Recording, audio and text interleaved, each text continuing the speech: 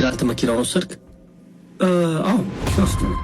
ሙሴ ሰለሞን ግን ቮት በማጣት ጴንጤ የለም። ምን አገናኘው ያ ሐቢቢ? ያ ኹዋን እኔ የገባኝ ነገር ካለ የኢትዮጵያ ሕዝብ መጣላት ይወዳል። ሁሉንም ነገር ወደ ጥል ማድረግ ይፈልጋል። ሃይማኖት ምን አገናኘው? እንደህን ጴንጤ ነው ሙስሊም ነው ክርስቲያን ነው ወላ ብሄሩ እንደዚህ ነው ምን አገናኘው? هذا አዋር ሁሉ ተመቸህ ገብተህ ምረጠው፣ አልተመቸህም እለፈው። ሰዓት የለህም አትግባ። ይጀምር ጥፋት እንዲያመቻቸው ከቪዲዮ ላይ ቆርጠውት ብዙዎች ቪዲዮ እየሰሩ እንደሆነ ብዙዎቻችሁ አይታችኋል። አይኤስን የፈለፈለ ነው። ሐቂቃ እንነጋገር ካል ራፕትሽ እርግጠኛ? አዎ ዮናታን፣ አዎ ለዚህ እኮ ነው የሚያባርረው፣ እንትኖችን የሚያባርረው ለዚህ እኮ ነው።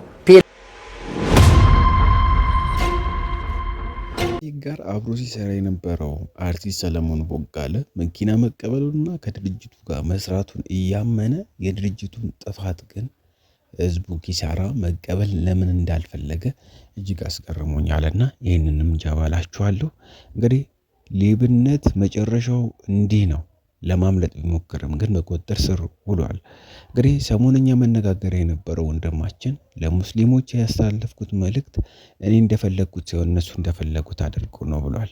እንግዲህ ፓስተር ዮናታን እጅግ መታመሙን በአንድ ኢንተርቪው ላይ ሰማሁኝና ስለዚህ ጉዳይም እናንተ የምትሰሙ ብዬ ይላችሁ ብቅ ብያለሁኝ። ቪዲዮዎችን እንመለከታለን፣ ሀሳቦችን እንሰጣለን። ለዚህ ቻናል አዲስ የሆናችሁ ሰብስክራይብ እና ላይክ አድርጉ። ወደ መጀመሪያው ቪዲዮአችን እንሂድ። ሙሴ ሰለሞን ግን ቮት በማጣት ጴንጤ የለም። ምን አገናኘው ያ ሐቢቢ? ያ ኹዋን እኔ የገባኝ ነገር ካለ የኢትዮጵያ ሕዝብ መጣላት ይወዳል። ሁሉንም ነገር ወደ ጥል ማድረግ ይፈልጋል። ሃይማኖት ምን አገናኘው? እንደህን ጴንጤ ነው ሙስሊም ነው ክርስቲያን ነው ወላ ብሄሩ እንደዚህ ነው ምን አገናኘው? هذا አዋር ሰውየው ተመቸህ ገብተህ ምረጠው፣ አልተመቸህም እለፈው።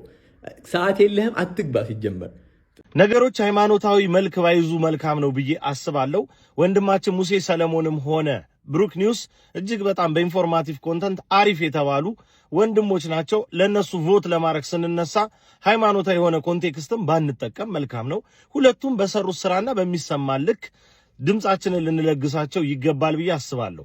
ጓደኞቼ ምናልባት ብሩክ ኒውስ ጓደኛችን ስለሆነ የተወሰነ በጓደኝነት በጣም በብዛት ግን ምናልባት በዚህ ዓመት የድንቁርና መናኸሪያ ወይም ቲክቶከር ለመሆን ዕውቀት አያስፈልግም በሚባልበት ገበያ ላይ እጅግ በጣም አኩሪ ተግባር በመፈጸም በተለይ በህዳሴው ግድብ የሰራውን ስራ ሁላችንም የምናውቀው ነው።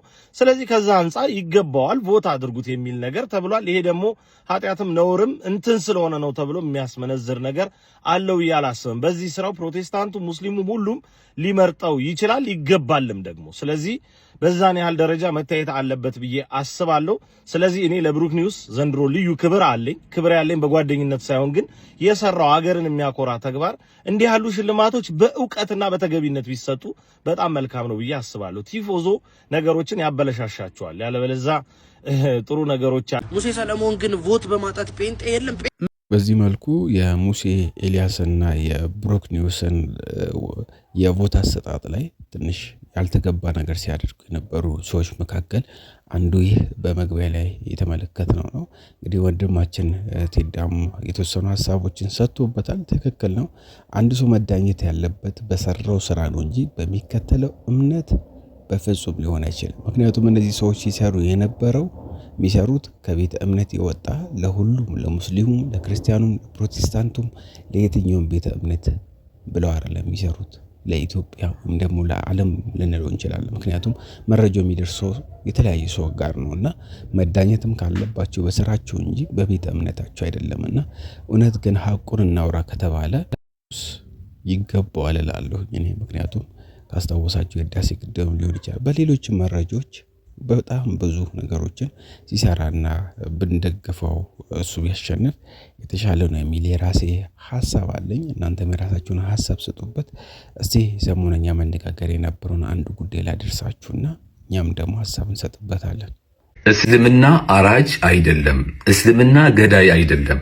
ይልቁኑ እስልምናን አራጅና ገዳይ ብለን እንድናስብ የሚያደርጉ አካላት አሉ። ስለነሱ ልንገራችሁ ብዬ የሰራውትን ቪዲዮ በተቃራኒው ለክፋት እንዲያመቻቸው ከቪዲዮ ላይ ቆርጠውት ብዙዎች ቪዲዮ እየሰሩ እንደሆነ ብዙዎቻችሁ አይታችኋል። ይህንን ቪዲዮ ደግሞ የምሰራው በዛ ቪዲዮ የተሰማችሁ እውነት መስሏችሁ እኔ ሳልል ግን ብዬ መስሏችሁ የተሰማችሁ የእስልምና እምነት ተከታዮች እውነቱንና ሐቁን እንድታቁ ስለፈለኩ ነው። የመጀመሪያው ያንን ቪዲዮ እንዲሰራ ምንጭና ምክንያት የሆኑኝ አንድ ኡስታዝ ናቸው። የኚህን ኡስታዝ ንግግር አንዴ አዳምጡ እስቲ። አልወሃብ አስተምሮት ማንን የፈለፈለ ነው? አይኤስን የፈለፈለ ነው። ሐቂቃ እንነጋገር ካልን አይኤስ በማን ነው የሚመራው? እነ ፈቱል መጂድን እነ ኢርሻድ የሚባሉ አሉ። እዚህ ይዘናቸዋል። ምላስ የሚያሉ ኪታቦች በእነሱ ነው የሚመራው። ቦኮ ሐራምን የፈለፈለው ማን ነው? የሙሐመድ ኢብኑ አብዱል ወሃብ አስተምሮት ነው። አልሸባብን የፈለፈለው ማን ነው? የሙሐመድ ኢብኑ አብዱል ወሃብ አስተምሮት ነው። መጅሊሳችን መጅሊሱ ላይ አይኤስ ይግባ አይግባ ነው ጥረቱ፣ ሌላ ነገር ነው። እንደ መንግስትም እንደ ህዝብም ለቦኮ ሐራም ይፈቅዳል አይፈቅድም ነው ነገሩ። ስለዚህ ኢንሻአላህ ሀገራችንን ከጽንፈኛ ከነ ቦኮ ሐራም ተና አይኤስ እንጠብቅላለሁ። ወሰላሙ አለይኩም ወራህመቱላሂ ተዓላ ወበረካቱ። እንግዲህ እንደሰማችሁት ነው የኔ ትልቁ ምንጭ ይሄ ቪዲዮ ነው።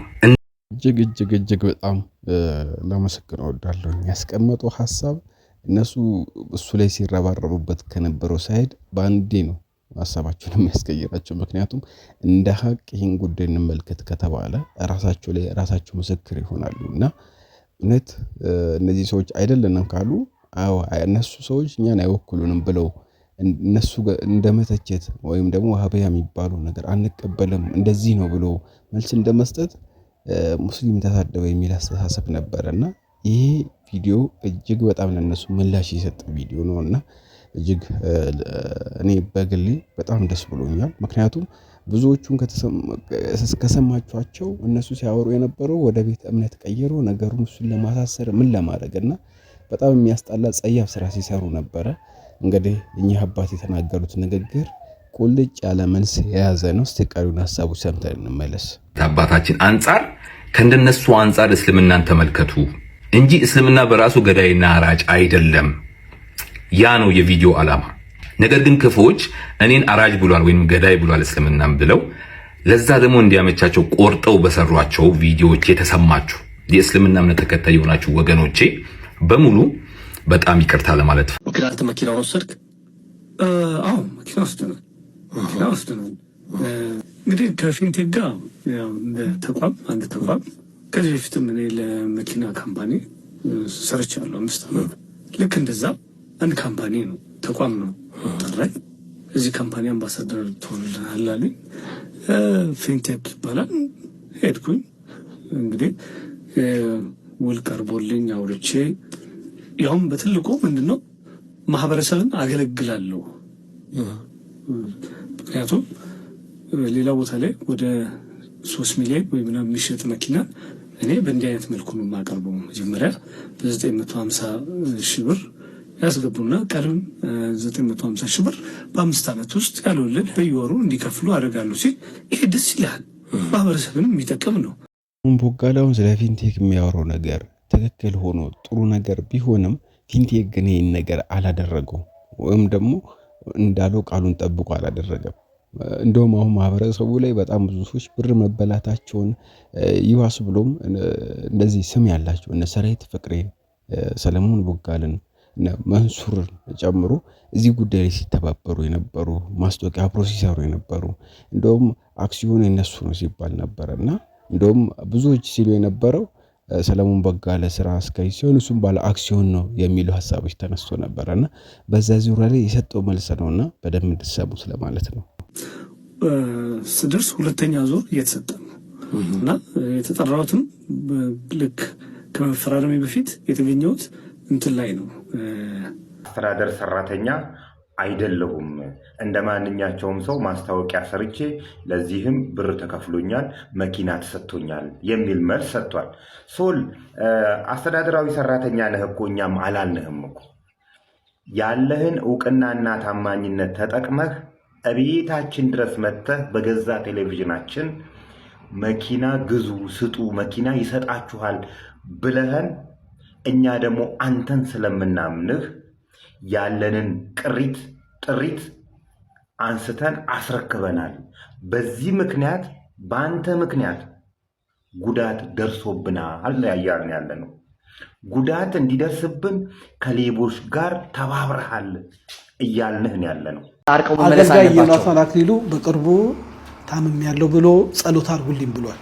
መላው እኛም ዮናታን እንድትፈወስክ እንድትጸለይ ሲሪየስሊ ተፈውሰ መጣ ወዳጄና በዚህ ሐሳብ ላይ ኢንተርቪው ተሰጠኛል ብዬ ተስፋ አደርጋለሁ።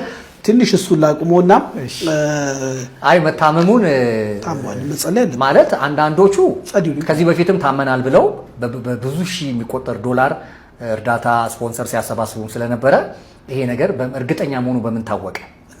ዮናታን እኮ ኢኮኖሚካል ፕሮብሌም ውስጥ አይደለም ያለው። አረ ይሄ እኮ ሚዲያ ላይ እኮ ይታያል እንዴ ታመናል ብለው እኮ በጣም ብዙ ተጠራጣሪ ሆናል። በቃ መተንፈስ አይቻልም። እኔ ታመናል፣ ቆስለናል፣ ተደብድበናል የሚል ነገር ይዘው ባይመጡ ጥሩ ነው። ይዘው አይምጡ። እዛው የሚጸልይላቸው አካል ካለ እዛው ይጸልይ። ሌላቸውም እንዴ ምን ነው ቤተክርስቲያን አለ ያለው እኮ አሳክሙኝ አላለ። ጸልዩልኝ ያለው ጸልያ ቀጣይ አሳክሙኝ ነው።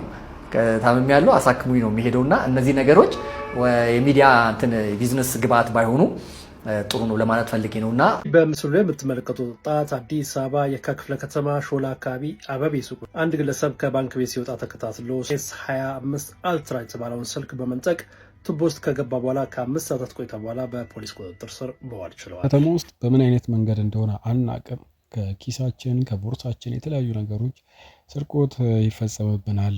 እንግዲህ ሁላችሁም ራሳችሁን ጠብቁ ለማለት የመረጃ ደረስኳችሁ። ይሄ በዚህ ጥሩ ዜማ ዝማሬ ሰናበታችኋለሁ። በሌሎች ሐሳቦች እንገናኛለን። ሰላም ሁኑልኝ።